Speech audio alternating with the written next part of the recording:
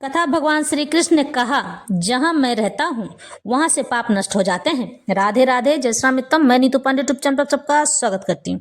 भगवान श्री कृष्ण कहते हैं अर्जुन से, हे अर्जुन, जिस जगह पर मेरा वास होता है वहां से केवल पुण्य फलों की ही प्राप्ति होती है। पाप पूर्णतः नष्ट हो चुके होते हैं, क्योंकि मेरे रहने पर पाप के लिए कोई स्थान नहीं होता है। यही नहीं, जो लोग मेरा नियमित नियम से और अनुशासन से पूजा व उपासना करते हैं, मेरी आराधना करते हैं, उनके घर में कभी भी दरिद्रता का प्रवेश नहीं होता है। यही नहीं, जो लोग मांस मदिरा का सेवन करते हैं वहां पर भी उन लोगों के ऊपर भी प्रभाव पड़ता है। वो लोग अच्छे हो जाते हैं, उनके जीवन से दुख और संताप मिट जाते हैं, वह गलत कार्य करना छोड़ देता है। इसलिए किसी भी मनुष्य को मेरी ही शरण में आना चाहिए। इससे पहले अर्जुन ने पूछा था, हे प्रभु, ये बात तो बताइए कि ऐसी कौन सी सरल विधि है जिससे कि मनुष्य आपकी पूजा उपासना कर सके। तब भगवान यही बात समझाते हुए कहते हैं कि मेरा वास जिस जगह पर होता है उस जगह पर कोई भी दुख और संताप नहीं रह पाता है। भगवान अर्जुन को आगे बताते हैं कि हे अर्जुन, मेरा केवल घर में लाना ही ये प्रभावी होता है। मैं केवल घर में ही प्रवेश करने के मात्र से ही उसके घर के सारे नकारात्मक ऊर्जा को समाप्त करने लग जाता हूँ। लेकिन उस पर भी अगर कोई नियम और अनुशासन से मुझे नहीं रखता है, यानी ठाकुर जी को, जो लोग ठाकुर जी को भगवान के पास रखते हैं, भगवान वहां स्वयं बताते हैं कि जो लोग भी मुझे नियम और अनुशासन से नहीं रखते हैं, नियमों का पालन नहीं करते हैं, मैं उनका सब नाश भी कर देता हूँ। क्योंकि मुझे अनुशासन अति प्रिय है, नियमों से रहना अति प्रिय है। जो लोग नियम और अनुशासन से रहते हैं वो थोड़े में भी संतुष्ट और संपन्न हो जाते हैं। इसलिए भगवान कहते हैं कि मनुष्य को संतुष्ट रहना चाहिए। संतोषम परमम सुखम, संतोष में ही परम आनंद होता है, परम सुख होता है। मनुष्य संतोषी जिस दिन हो जाता है ना, उसकी झोली मैं खुशियों से भरने लग जाता हूँ। लेकिन जो लोग यह बात नहीं समझना चाहते हैं, उनके पास मैं भटकता भी नहीं हूँ, आना भी नहीं चाहता हूँ, और मुझे आने की आवश्यकता भी नहीं है। सर्वमेत धृतम मन्ये यन्माम वदसी केशव न हिते भगवन व्यक्तिम विदुर देवा न दानवा।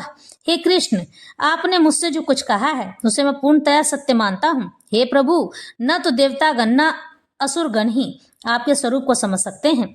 यहाँ पर अर्जुन इसकी पुष्टि करता है कि श्रद्धाहीन तथा आसुरी प्रकृति वाले लोग कृष्ण को नहीं समझ पाते हैं, यानी कि जो भगवान में विश्वास नहीं करते हैं। जब देवता लोग तक उन्हें नहीं समझ पाते तो आधुनिक जगत के, यानी कि संसार के तथा कथित विद्वानों का क्या कहना।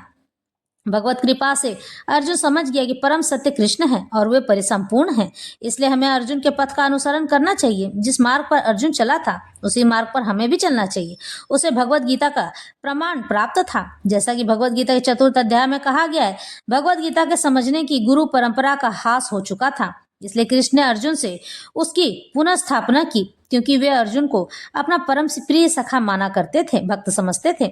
इसलिए जैसा कि गीतोपनिषद की भूमिका में हमने कहा है, भगवत गीता का ज्ञान परंपरा विधि से प्राप्त करना चाहिए। जो लोग परंपरा विधि के लुप्त होने पर उसके सूत्रपात के लिए अर्जुन को चुना गया, हमें चाहिए कि अर्जुन का हम अनुसरण करते रहें। जिसने कृष्ण की सारी बातें जान ली, तभी हम भगवत गीता के सार को समझ सकेंगे और तभी कृष्ण को भगवान के रूप में जान सकेंगे।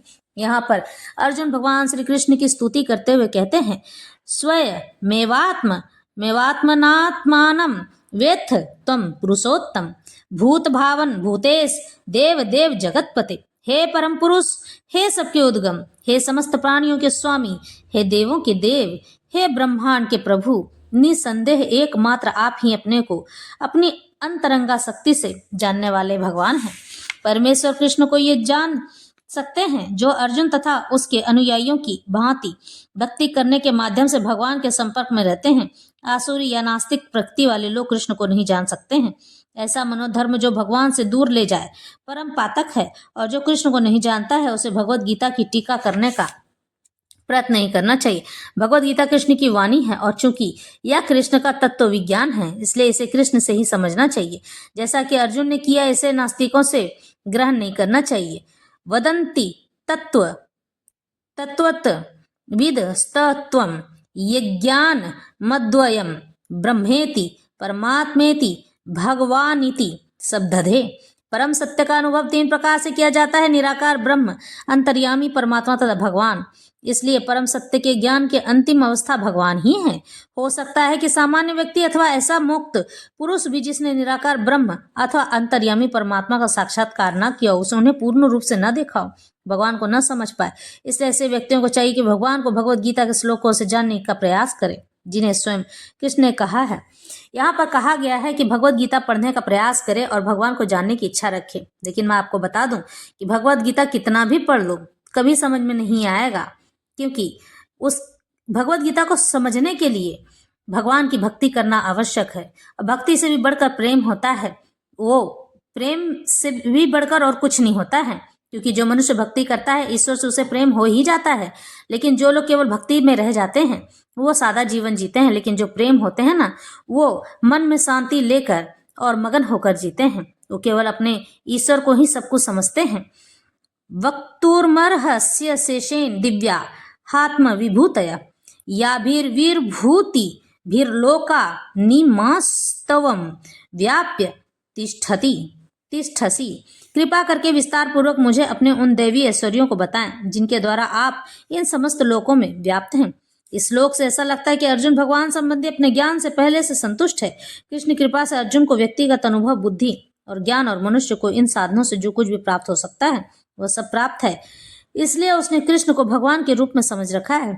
उसे किसी प्रकार का संशय शंका नहीं है। तो भी वह कृष्ण भगवान से अपनी सर्वव्याप्ता यानी कि पूर्ण रूप से दिखाने के लिए, व्याख्या करने के लिए कहते हैं, अनुरोध करता है। सामान्य जन तथा विशेष रूप में निर्विशेषवादी भगवान की सर्वव्याप्ता यानी उनकी व्याख्या के विषय में अधिक विचारशील रहते हैं। इसलिए अर्जुन कृष्ण से पूछता है कि वे अपनी विभिन्न शक्तियों के द्वारा किस प्रकार सर्वव्यापी रूप में विद्यमान रहते हैं। हमें यह जानना चाहिए कि अर्जुन सामान्य लोगों के हित के लिए ही यह सवाल पूछ रहा है, भगवान से यह प्रश्न करता है।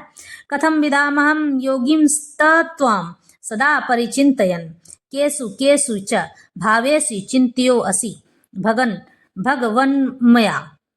हे कृष्ण, हे परम योगी, मैं किस तरह आपका निरंतर चिंतन करूं और आपको कैसे जानूं। हे भगवान, आपका स्मरण किन किन रूपों में किया जाए। जैसा कि पिछले अध्याय में कहा जा चुका है, भगवान अपनी योग माया से आच्छादित रहते हैं। केवल शरणागत भक्तजन ही उन्हें देख सकते हैं। अब अर्जुन को विश्वास हो चुका है कि उसके मित्र कृष्ण भगवान है, किंतु वह उस सामान्य विधि को जानना चाहता है जिसके द्वारा सर्वसाधारण लोग भी उन्हें सर्वव्यापी रूप में समझ सके। असुरों तथा नास्तिकों सहित सामान्य जन कृष्ण को नहीं जान पाते हैं, क्योंकि भगवान अपनी योग माया शक्ति से आच्छादित रहते हैं। दूसरी बात यह है कि ये प्रश्न जन सामान्य के लाभ हेतु पूछे जा रहे हैं।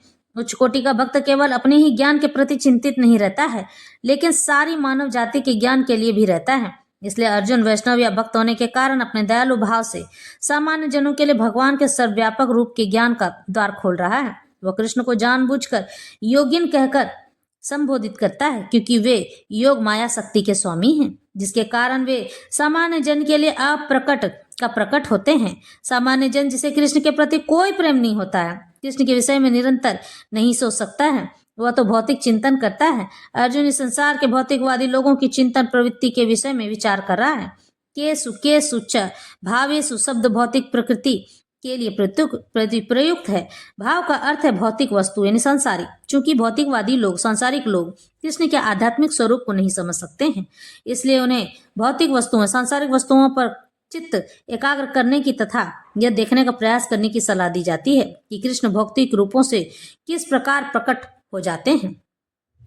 तिस्तरेनात्मनो योगम विभूतिम च जनार्दन भूयः कथय तृप्तिर्हिर सृष्णवतो नास्ति में अमृतम।